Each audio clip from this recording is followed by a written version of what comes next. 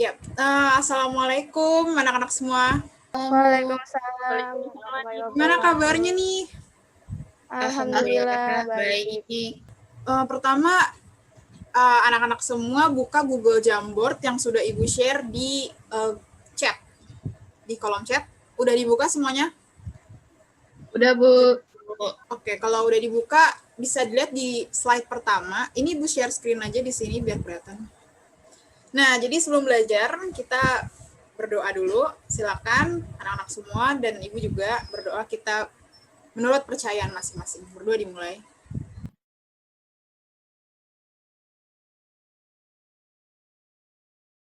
Selesai.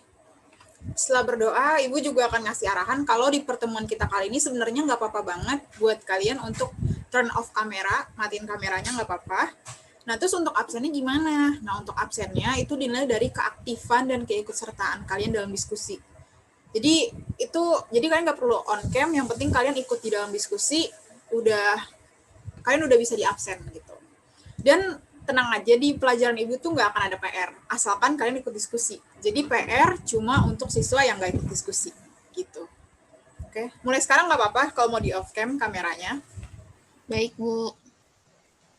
Baik, Ibu. Kita mulai ya materi pertama. Nah, next, kita pertama akan belajar tentang konsep dasar ilmu ekonomi. Kita ke slide ketiga. Nah, ekonomi berasal dari bahasa apa? Yaitu, nah itu kalian isi ya, untuk Audi, Sabil, Yunita, dan Sulis. Silakan mulai. Boleh dicari di Google, di buku, pokoknya segala sumber belajar yang kalian punya, itu ditaruh aja, nggak masalah. Lihat Google, lihat buku, nggak apa-apa. Karena ini kita pembelajaran interaktif. Oke, Audi udah nemu nih, Sabil, Yunita, ya. Jangan lupa ditulis namanya, itu yang ekonominya belum ditulis namanya, nanti Ibu nggak tahu. Ya, jadi absennya dari sini ya, kalau misalkan nggak nulis nama, ya Ibu nggak tahu absennya gimana. Gitu. Sulis, oke. Ya, betul. Semuanya betul. Ekonomi berasal dari bahasa, kesimpulannya Ibu, Yunani, bahasanya, yaitu oikonomia. Oikonomia dipecah jadi oikos dan nomos. Bahasa Yunani yaitu oikonomia berupa oikos dan nomos. Oikosnya rumah tangga, keluarga, nomosnya aturan. Disatukan jadi aturan yang mengatur rumah tangga. Gitu. Rumah tangga ya bisa keluarga, bisa negara, bisa daerah gitu loh, sesuai dengan konteksnya. Tapi dasarnya itu. Lanjut. Nah, sekarang Ibu mau tanya nih, bisa nggak sih kita memiliki atau mendapatkan semua yang kita inginkan? Kalau yang jawabnya bisa, ditaruh di sebelah yang bisa. Kalau enggak, ditaruh di sebelah yang enggak.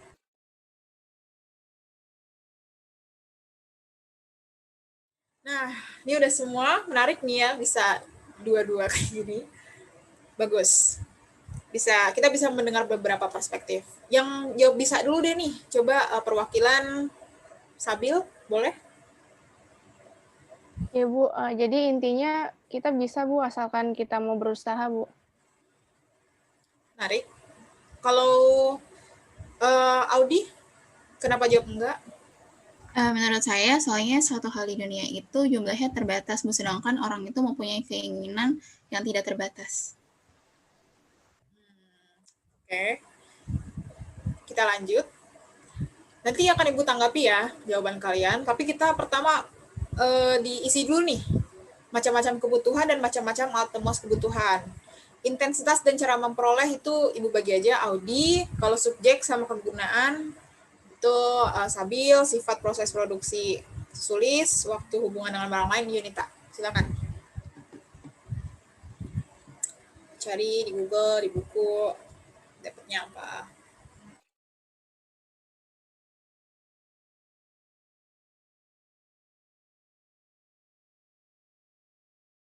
Oke. Wow, sudah keisi semua nih. Coba Ibu cek dulu intensitas, kebutuhan primer, sekunder, tersier, Audi. Ya, itu subjek, kebutuhan individu kelompok. Nah, Kalau perihal ini sebenarnya bisa kalian baca di buku, cari di internet, karena ini sangat teoritis gitu. Jadi kalau misalnya kalian nanti menjawab soal, sebenarnya ini sangat teoritis dan dibaca aja sebenarnya udah cukup gitu. Jadi Ibu nggak akan jelasin lebih lanjut. Nah, sekarang Ibu mau nanggepin pernyataan kalian nih yang tadi, bisa nggak sih kita memiliki semua yang kita inginkan? Nah, tergantung filosofinya. Kalau dalam filosofi ilmu lain, katakanlah ilmu agama, ya bisa aja kan kita memiliki semua yang kita inginkan ya kalau kehendak Tuhan, ya kan. Tapi kalau dalam ekonomi, ini ngomong ekonomi loh, dalam ekonomi itu nggak bisa, karena ekonomi percaya kalau kebutuhan kita itu sifatnya tidak terbatas, sementara sumber daya yang tersedia itu terbatas. Terjadilah kelangkaan namanya. Nah, kalau kelangkaan, itulah yang menjadi masalah dasar ekonomi. Jadi bahasanya ini problem hidup kita lah gitu. Terus kalau terjadi kelangkaan, kita harus apa? Harus memilih nih, kalau kata ilmu ekonomi. Ada pilihan A, pilihan B, pilihan C. Dengan segala plus minusnya lah. Namanya pilihan kan pasti punya plus minus kan. Apa yang kita pilih itu disebut economic choice. Yang tidak kita pilih namanya opportunity cost. Yang dipilih sisi positifnya disebut benefit, yang dipilih sisi negatifnya namanya cost. Atau bahasa lainnya biaya sehari-hari. Gitu.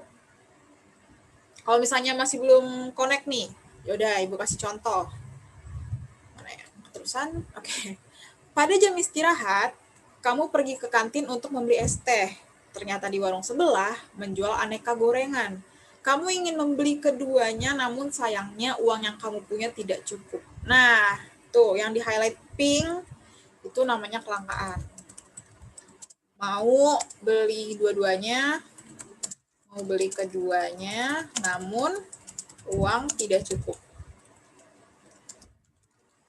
Itulah yang namanya kelangkaan. Nah, baru connect kan?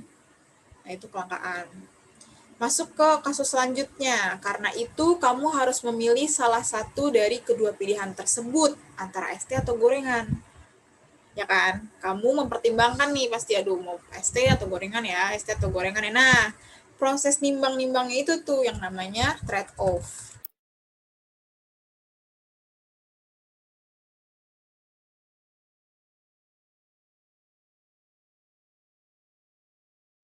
Dengan berbagai pertimbangan, akhirnya kamu memutuskan untuk memilih es teh. Yang warna biru kan. Nah, itu namanya economic choice. Ada satu sisi lagi yaitu opportunity cost yang nggak kita pilih. Kan tadi kata kuncinya yang kita pilih namanya economic choice, yang enggak kita pilih itu namanya opportunity cost. Gitu alurnya. Nah, sampai di sini gimana? Ada yang kurang paham? Paham, Bu. Oke. Paham, Bu. Sip. Nah, jadi ini lanjutannya ya, scarcity, kelangkaan, terus habis karena langka kita harus trade off. Nah, tadi tuh, ST misalnya plus minusnya menjaga murah, antrian panjang, gorengan juga tuh plus minusnya. Ini misalnya doang ya, misalnya.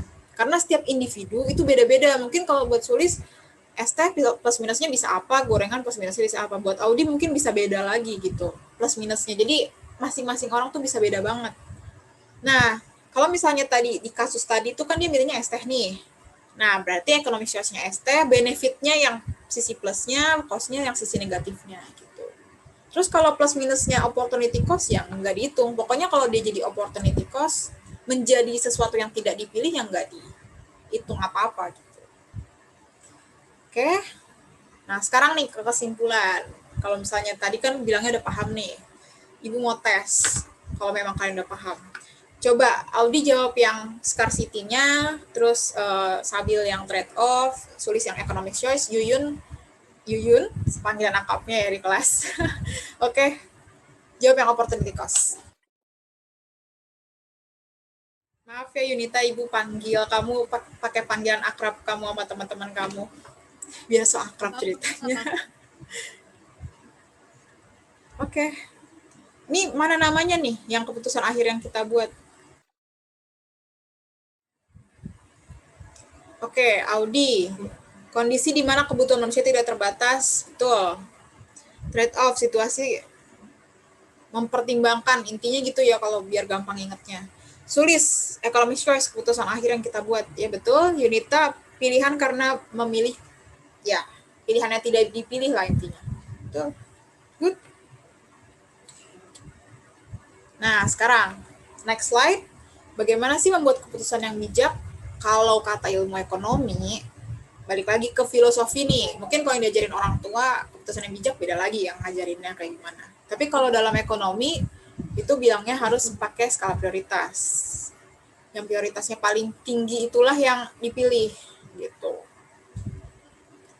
Terus, jadi ekonomi ini punya julukan namanya Economy Study of Choices.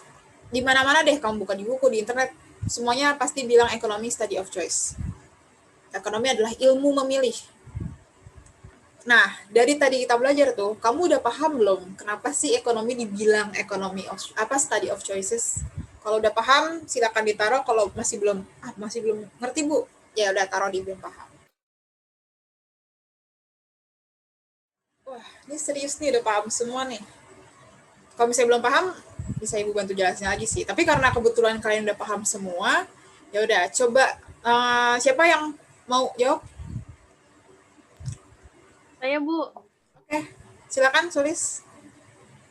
Ya, karena dari tadi kita udah belajar ekonomi dan diajarkan tentang memilih dan mengambil keputusan dan kelangkaan yang kita hadapi. Jadi cara yang terbaik untuk memilih itu sesuai dengan skala prioritas dan kebutuhan.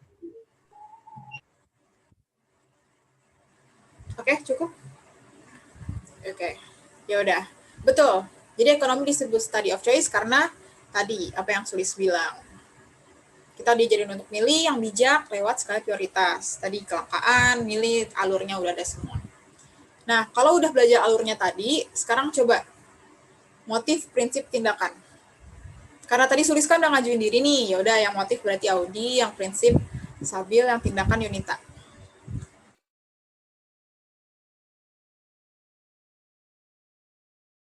Kalau mau lebih dari 2 sticky notes, masih lebih dari 1 nggak apa-apa banget. Kalau mau lebih dari 1 sticky notes, boleh. Kalau dirasa nggak cukup kali ya, nggak apa-apa. Jangan lupa namanya.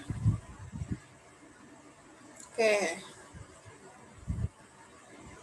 Coba Ibu cek yang Audi ya, dorongan atau alasan melakukan tindakan ekonomi. Ya, gampangnya sih gini ya, kalau kalian nonton berita-berita kriminal, terus ada yang ngomong, motif pembunuhan tersangka. Nah, berarti kan motif kenapa seseorang melakukan pembunuhan. Kenapa seseorang melakukan tindakan ekonomi, motif ekonomi. Deh, gampangnya kayak gitu.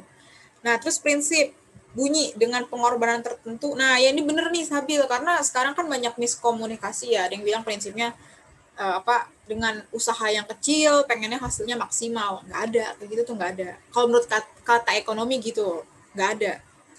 Jadi kalau pengorbanannya kecil, ya hasilnya ya tertentu. Kalau pengen hasil yang besar, ya pengorbanannya juga harus tertentu. Jadi istilahnya seimbang gitu. Bisa dilihat nih bunyi jelasnya ya. Terus tindakan ekonomi, pilihan yang paling menguntungkan, ya ekonomi rasional dan tidak rasional. Ini lanjutannya, ini Bu, koreksi ya, tindakan ekonomi irasional dilandasi oleh pilihan yang paling menguntungkan, namun kenyataannya tidak. Jadi kalau bertindak ekonomi kan harusnya rasional. Kalau tindakannya ekonomi, berarti ya sesuai, dia bertindak karena rasional. Tapi kalau tindakan ekonomi yang irasional, berarti dia bertindaknya kayak, kok mau beli sih, padahal kan nggak logis kamu beli. Contohnya kayak misal dapat cuma gara-gara itu barang mungkin kayak lucu bentuknya, itu kan nggak rasional. Atau mungkin karena kita baik banget, itu juga sebenarnya tindakan irasional sebenarnya. Gitu. Oke, sekarang pembagian ilmu ekonomi, silakan deskriptif, teori, terapan.